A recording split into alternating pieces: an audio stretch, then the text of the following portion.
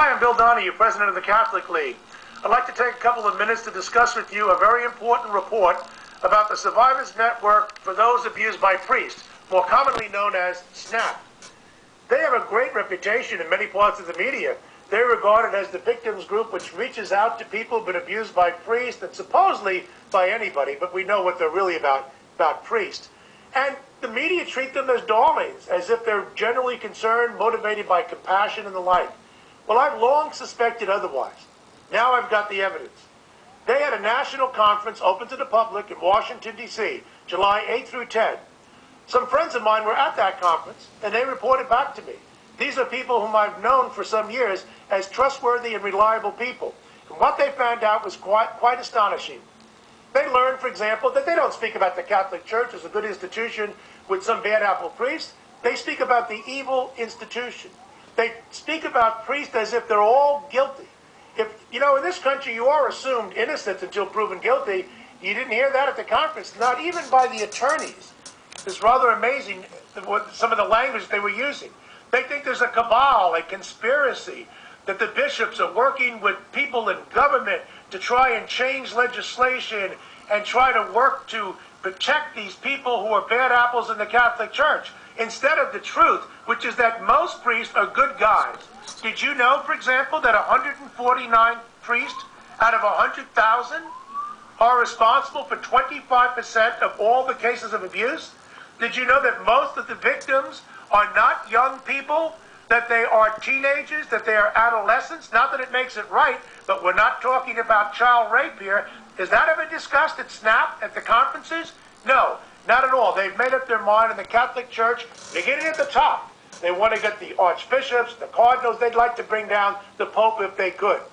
Guess who was there? The lawyers, of course. The lawyers who have made a fortune off of suing the Catholic Church. No one has been more prominent than Jeffrey Anderson from Minnesota. Jeffrey Anderson made $500 million in one case alone from suing Los Angeles. Now, let me tell you something. What do they do with that money? Where do you think SNAP and these groups get their money? They're greased by the lawyers. It's a nice, interesting little circle that they have here. And they all work together.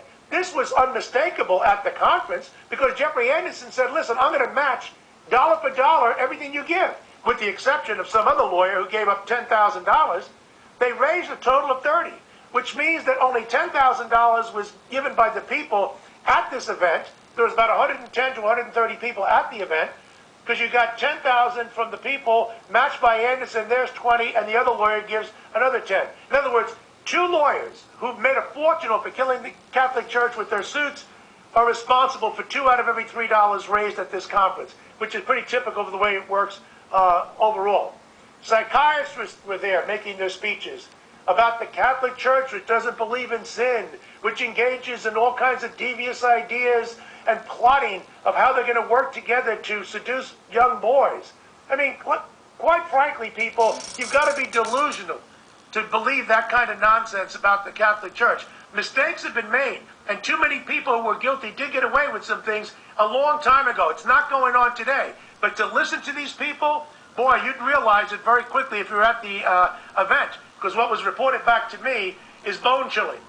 Then you have BishopAccountability, another group. There's a website. It makes it sound from the media that all they do is create information, that they tally all the priests who have been accused. They're not just busy making archives. The guy who runs the organization says we have to find ways of sticking it to Archbishop Dolan, and then make scurrilous accusations which they cannot back up against Archbishop Dolan. But in their mindset, in their devil's theory idea of good and bad, this kind of Manichaean dualism which characterizes their thinking, yes, the Catholic Church is the evil institution out there working against the best interest of society. Do you know what they even do at these conferences? They give advice to the people who are there. If you want to get the Catholic Church, what you have to do is to have a press conference outside the Chancery office. Have pictures, and if you don't have pictures of children, we will provide holy Catholic pictures, photos that you can use. Could be any child. And then you say to the press, these are the young people who have been abused by the priest. And as they advise them, be sad, not mad. In other words, make sure that you manipulate the emotions of the people who have the cameras rolling. because we want to come off as the good guys, and of course the bad guys are located in the Catholic Church. Well, you know what? I've long suspected these people as phonies. Snap, their lawyers, and Bishop Accountability. We now have unequivocal evidence. It's unprecedented. We've pulled the mask off the Snap. I want you to read the report, find out for yourself. We at the Catholic League believe in truth in advertising, and I know you do as well. Thank you for this opportunity to speak to you.